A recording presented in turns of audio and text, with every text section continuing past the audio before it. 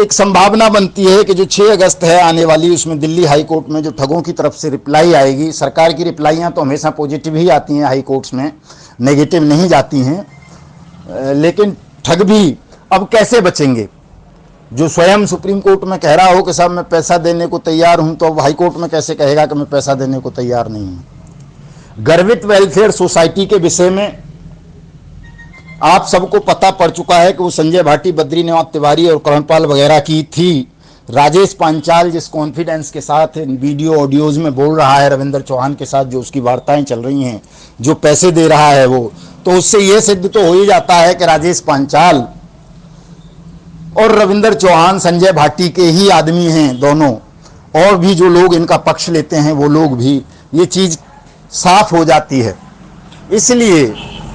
आप सबका दायित्व ये बनता है, जो भी मेरा ये ऑडियो संदेश सुन रहे होंगे, कि आप लोग विचलित नहीं होंगे, तनाव नहीं लेंगे, और राजेश पांचाल या रविंद्र चौहान जैसे दलालों की किसी भी साजिश में फंसेंगे नहीं। इनको कोई भी कागज पत्तर अपना आप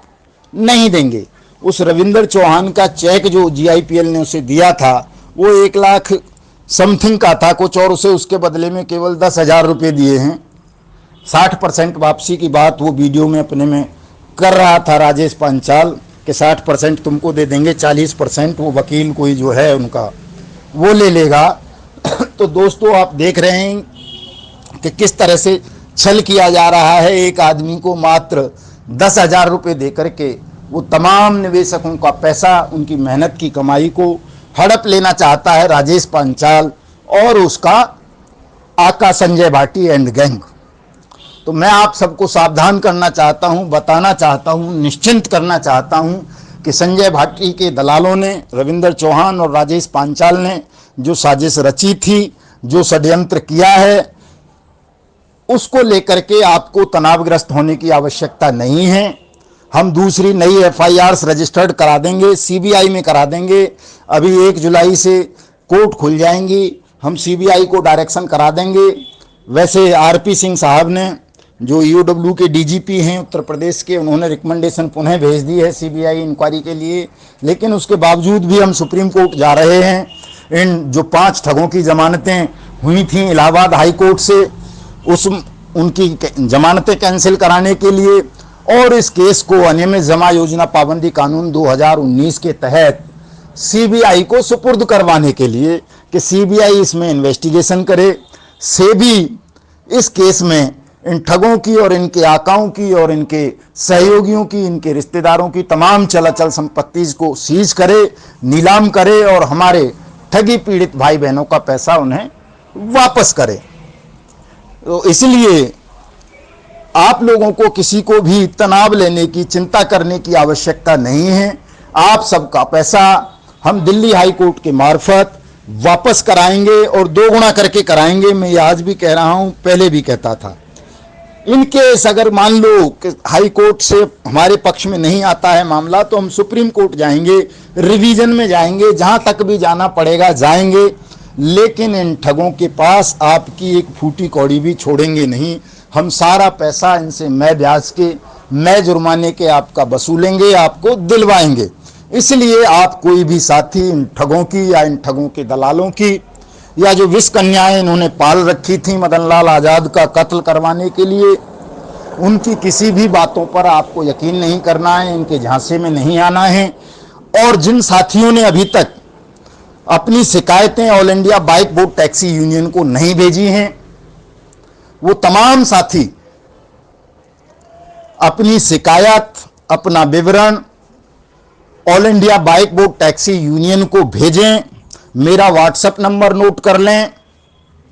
7827581213। इस ऑडियो का वीडियो भी बनेगा, उसके डिस्क्रिप्शन में हमारे राष्ट्रीय अध्यक्ष आजाद सिंह शेखावत जी, हमारे कोषाध्यक्ष सुमन कुमार जी, हमारे general secretary Manoj Singh ji, Shailendra Srivastava ji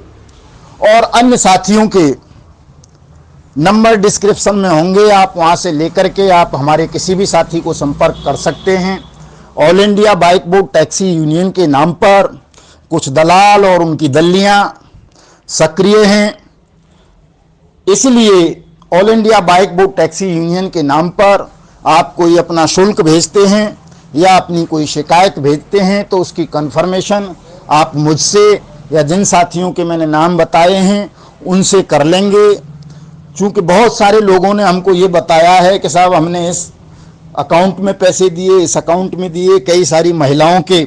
accounts number हमारे पास आए हैं जिनके अकाउंट्स में all India bike board taxi union के नाम पर लोगों ने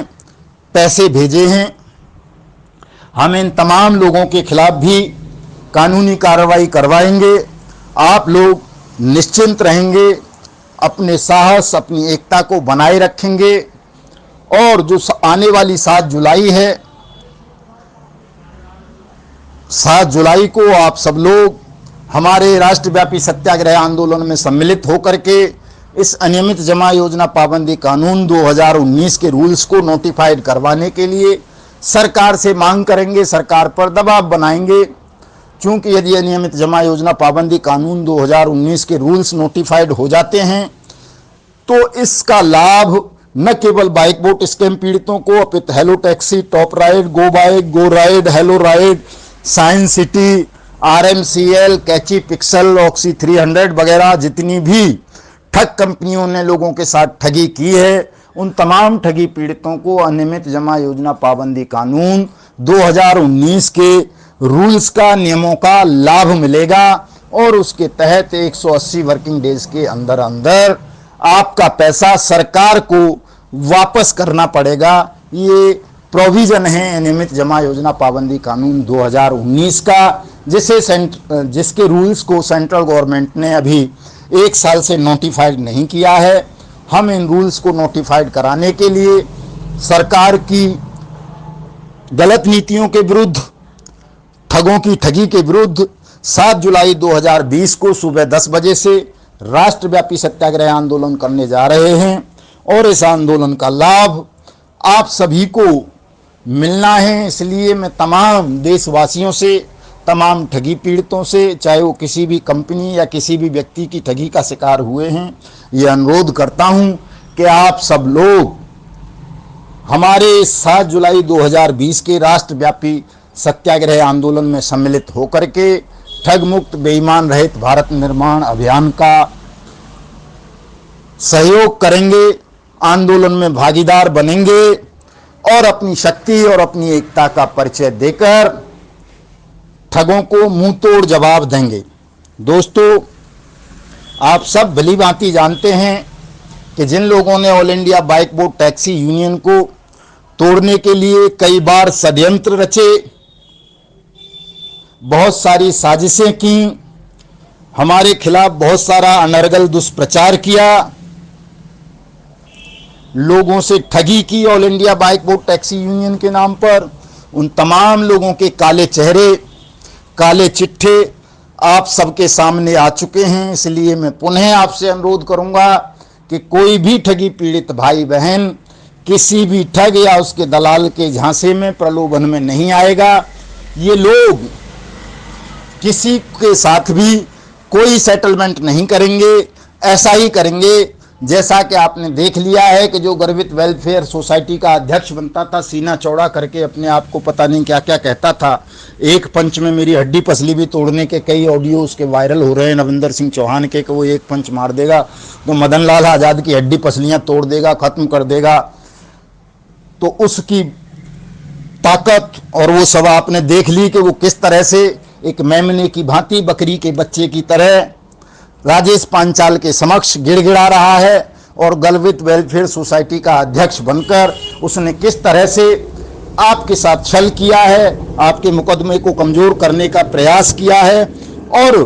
1 लाख से भी ज़्यादा राशि के मूल्य का जो चेक था उसके बदले केवल 10,000 रुपये लेकर वो घर में बैठ गया और अब बकवास कर रहा है, अपनी सफाई दे रहा है कि नहीं मेरे इस चेक से और ये पैसे लेने से उसकी बेल रिजेक्ट हो जाएगी। मतलब उल्टा बता रहा है। जिस उसके काले कारनामे की वजह से, उसकी नपुंसकता, कायरता और घटिया घृणित नीच सोच के कारण संजय भाटी को बहुत बड़ा फायदा मिलने जा रहा है उस चीज को वो उल्टा करके बता रहा है कि उसके 5,000 रुपए का चेक और 5,000 रुपए कैश ले लेने से संजय भाटी के वकील से संजय भाटी का नुकसान होगा। तो ऐसे ठग और ऐसे तमाम दलालों से, ऐसे नीच घृणित धन पशुओं से, लालची लोगों से, मक्कार लोगों से आपको सावधान रहना है और इन तमाम लोगों के मुंह पर करारा तमाचा जड़ते हुए, इनको मुंह तोड़ जवाब देते हुए 7 जुलाई 2020 को एक जबरदस्त सत्याग्रह आंदोलन जंतर मंतर नई दिल्ली से लेकर पूरे देश भर में करना है। साथियों, जय